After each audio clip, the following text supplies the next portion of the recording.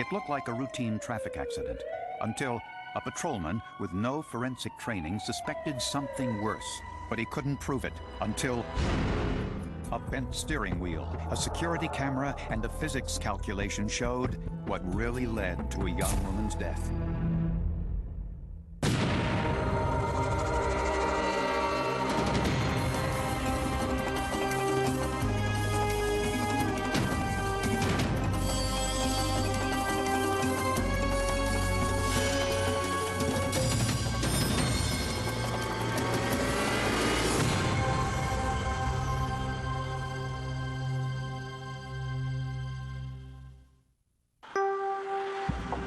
Highway Patrolman Tony Snyder was heading home after finishing his night shift when he got a call about a traffic accident on Route 95 just outside of Princeton, Minnesota.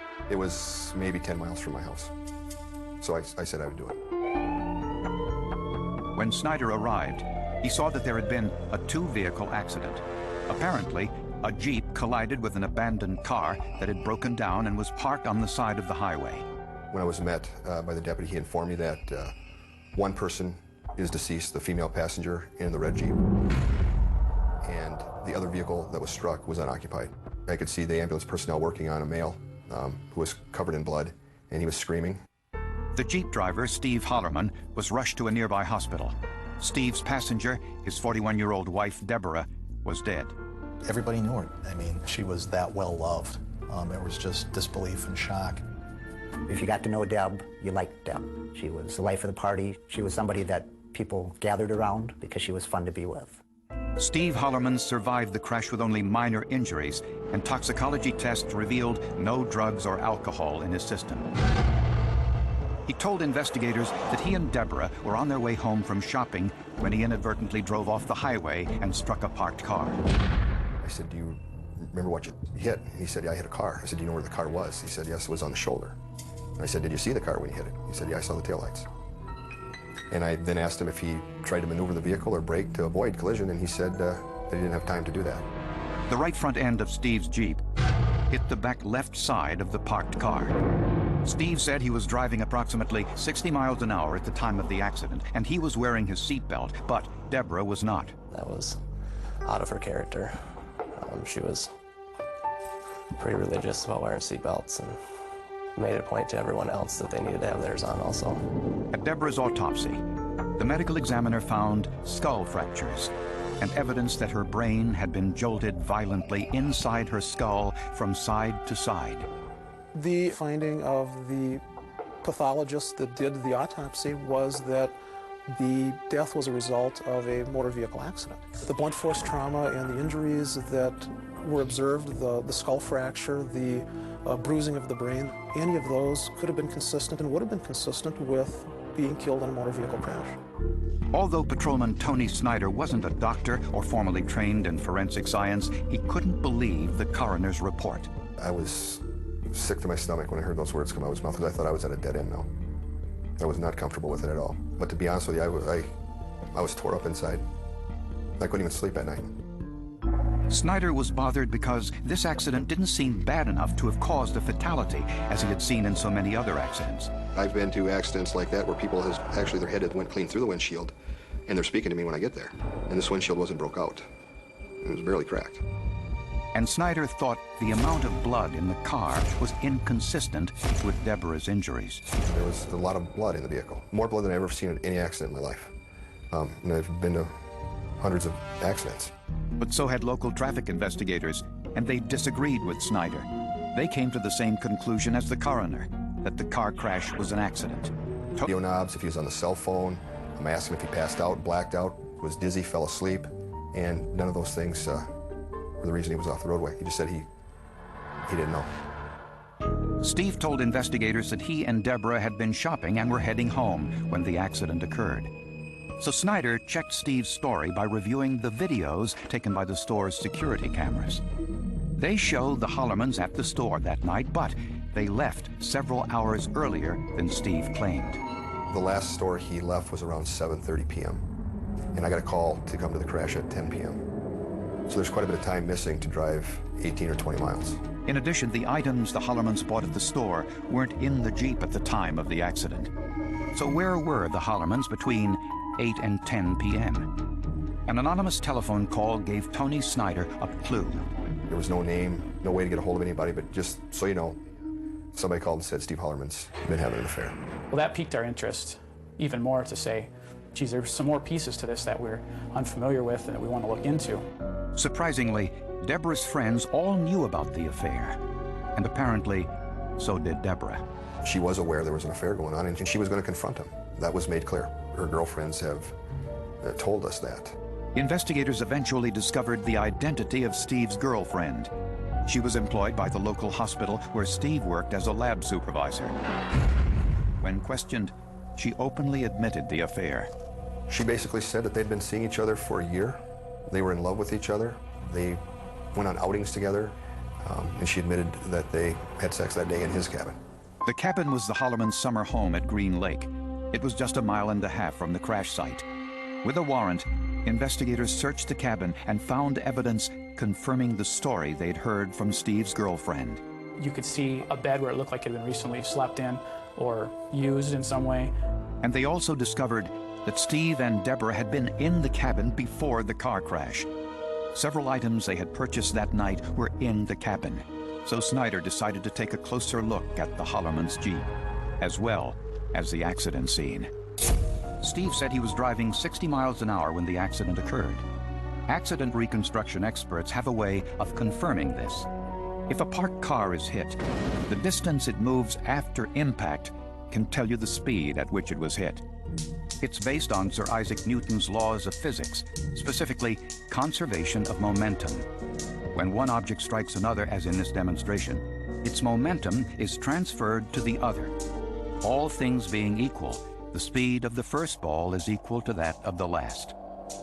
Also proved that Steve had enough time to avoid hitting the parked car. He had slightly over 2 seconds from the time that he left the pavement till the impact. He admitted he saw the taillights of the vehicle. He admitted that he didn't swerve. He admitted that he didn't brake, saying he didn't have time. It was obvious that the crash didn't happen the way Steve claimed, but would evidence found inside the Jeep prove it was murder?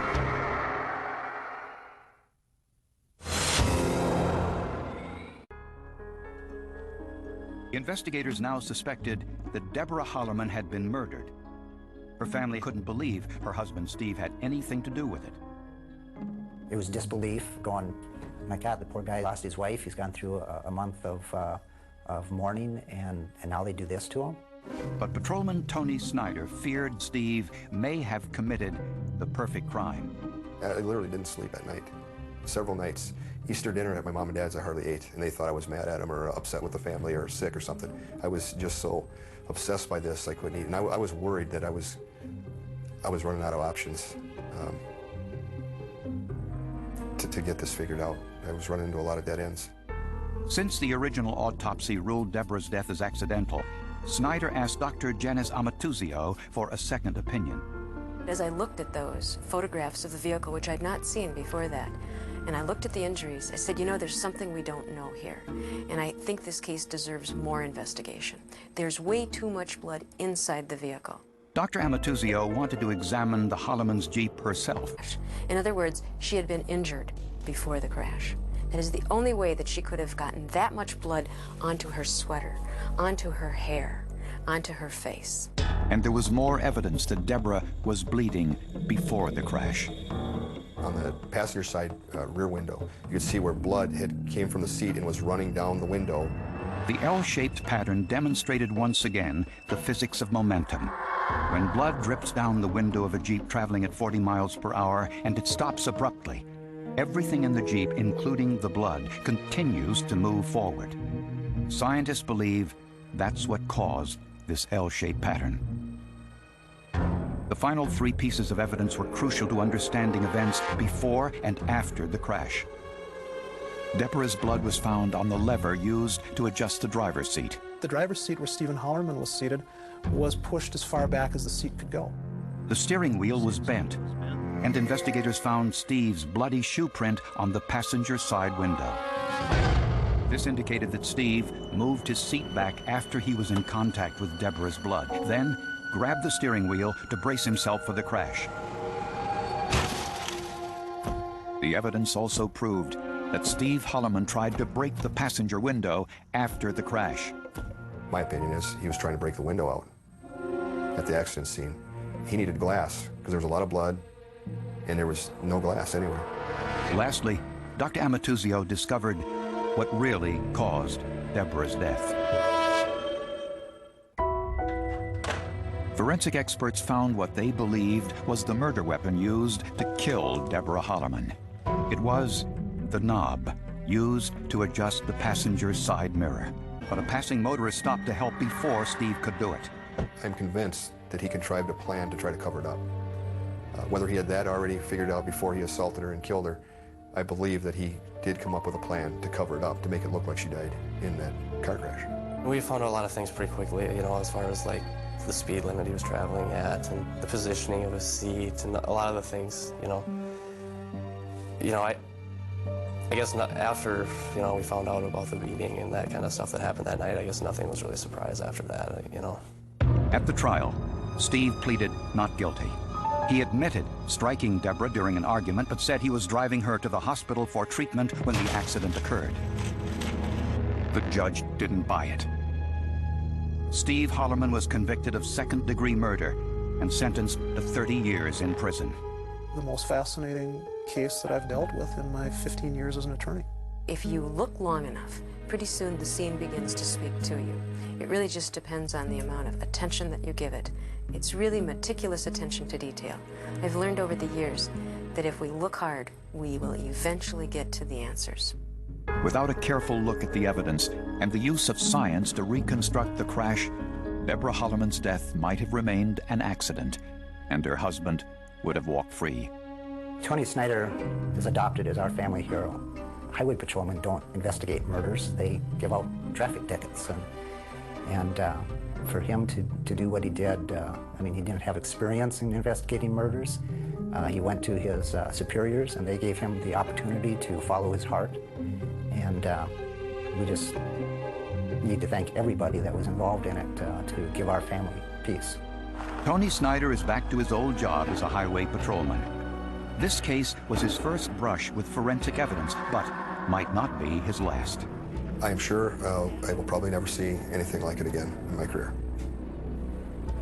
But I'm ready for it if I do.